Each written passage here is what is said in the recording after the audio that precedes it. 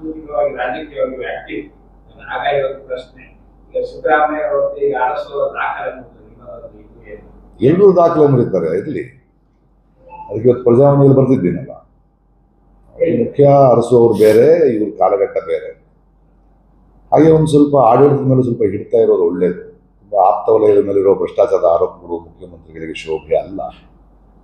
ಅದನ್ನೆಲ್ಲ ಒಂದು ಸ್ವಲ್ಪ ಸರಿ ಮಾಡಿ ಒಂದು ಸ್ವಲ್ಪ ಪಾರದರ್ಶಕವಾಗಿ ನಡೆಸಿದ್ರೆ ಒಳ್ಳೇದು ಅನ್ನೋ ಆಶಯನೂ ಇದೆ. ನಾನು ಬರೀ ಹೊಗಳು ಬಟ್ಟ ಅಲ್ಲ, ಪ್ರಶ್ನೆನೂ ಕೇಳ್ತೀನಿ ನಾನು.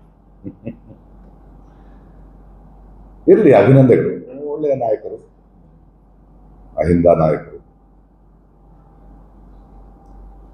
ನಾವು ರಾಜಕೀಯ ಪಕ್ಷ ಅಲ್ವಲ್ಲ, ನಾವು ನಿರಂತರ ವಿರೋಧ ಪಕ್ಷ.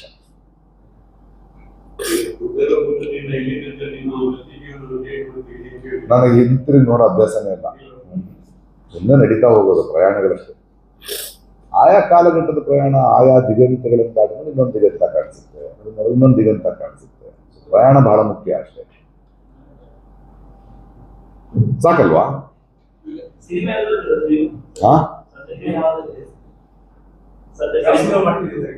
ಈಗ ಎಷ್ಟು ಸಿನಿಮಾಗಳು ಮಾಡ್ತಾ ಇದ್ದೀನಿ ಅಂತ. ವಾರಣಾಸಿ ಮಾಡ್ತಾ ಇದ್ದೇನೆ ರಾಜಮೌಳಿ ಅವ್ರದ್ದು. ಫಾದರ್ ಅಂತ ಒಂದು ಕನ್ನಡ ಸಿನಿಮಾ ರಿಲೀಸ್ ಆಗಿದೆ. ಮತ್ತು ದಕ್ಷಿಣ ಕನ್ನಡದ ಹುಡುಗರಿಂದನೇ ನಿರ್ದಿಗಂತ ಒಂದು ಹೊಸ ಸಿನಿಮಾವನ್ನ ಪುರುಷಾವತಾರ ಅಂತ ಪ್ರೊಡ್ಯೂಸ್ ಮಾಡಿದೆ. ಅದರ ವರ್ಕ್ ನಡೀತಾ ಇದೆ. ವಿಜಯ್ ಅವ್ರ ಸಿನಿಮಾ ರಿಲೀಸ್ಗಿದೆ.